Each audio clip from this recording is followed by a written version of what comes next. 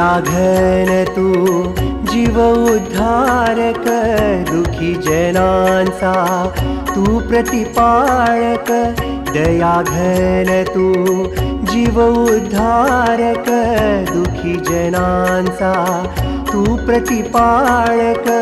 अनाथाचा आधार होनी धरिशी तू छाया, दंडवत शरण तुझ्या पाया, दंडवत शरण तुझ्या पाया।